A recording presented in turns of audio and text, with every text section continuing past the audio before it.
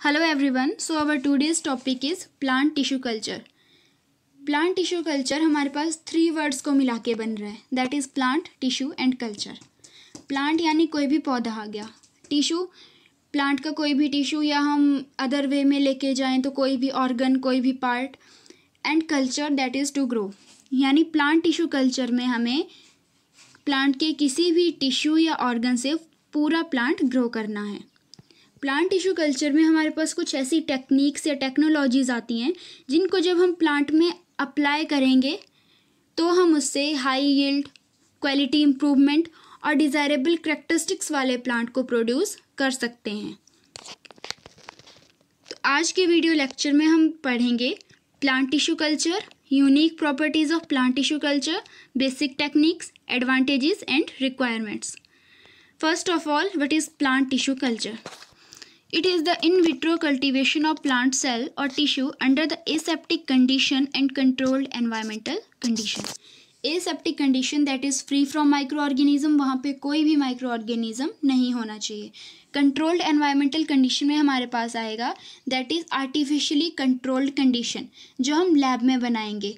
अब किसी भी प्लांट को ग्रो करने के लिए टेम्परेचर, ह्यूमिडिटी, लाइट, न्यूट्रिएंट्स चाहिए होता है.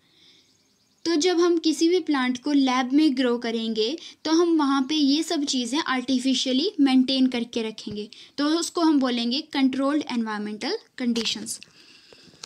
Next is unique properties of plant tissue culture. Basically 2 properties हैं, that is first is totipotency and second is plasticity. Totipotency, toti that is total and potency that is potential. It is the ability of a plant cell to develop whole plant regeneration. ये किसी भी एक plant cell की, जो हमने cell लिया हुआ है प्लांट की रीजनरेशन के लिए, तो किसी भी प्लांट सेल की एबिलिटी होगी या तो उसमें कितना पोटेंशियल है कि वो पूरे के पूरे न्यू प्लांट में रीजनरेट कर जाए. And second is plasticity, that is adaptability property of plant cell, कि वो कैसे खुद को दूसरी कंडीशन में अडेप्ट करेगा.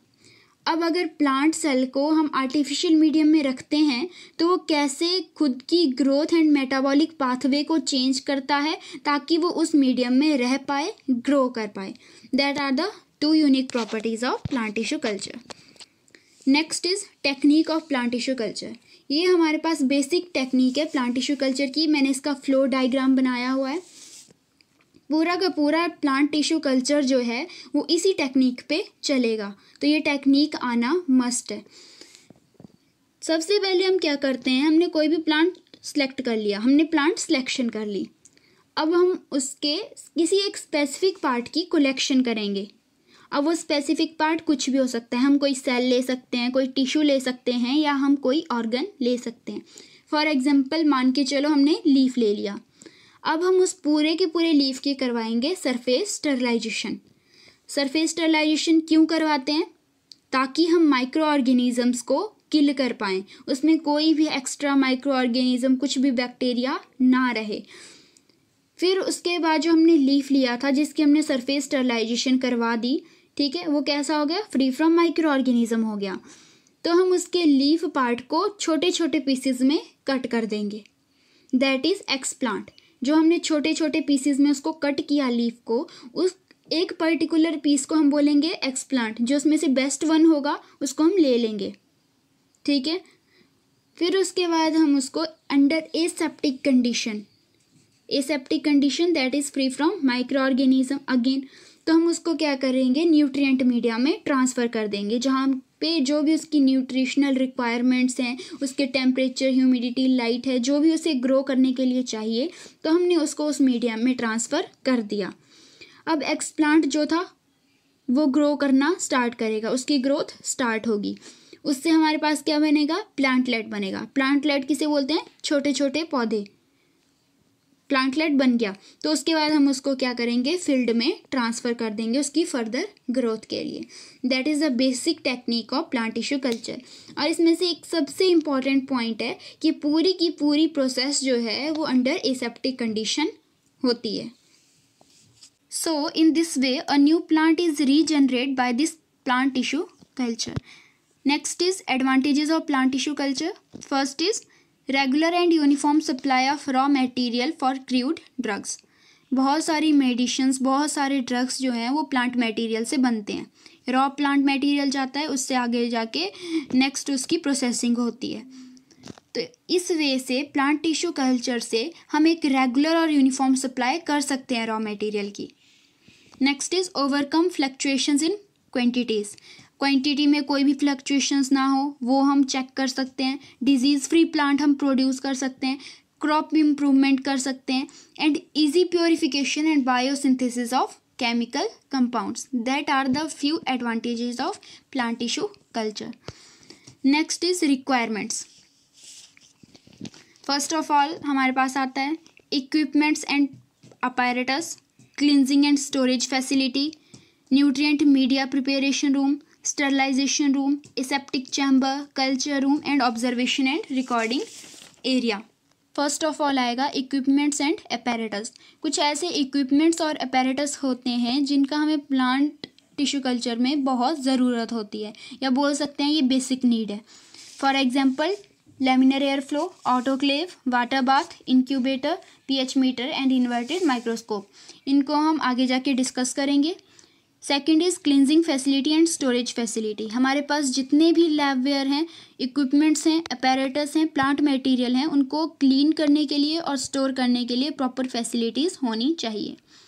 Third is nutrient media preparation room. Nutrient media बहुत इंपॉर्टेंट रोल प्ले करता है प्लांट की ग्रोथ में। तो हमारे पास एक properly nutrient media preparation room होना चाहिए जहाँ पे हम एसेप्टिकली आर्टिफिशियली कंट्रोल्ड कंडीशंस बना पाएँ। Next is sterilization room. Sterilization room का काम है सरफेस स्टरलाइजेशन करवाना, that is to kill the micro organism. It can be done by hot air oven और autoclave. Next is aseptic chamber. Aseptic chamber is for culture transfer. It can be done by aseptic cabinet और the laminar air flow. Next is culture room, जहाँ पे हम plant का nutrient media से निकालने के बाद कल्चर करवाएंगे। It can be done in incubator.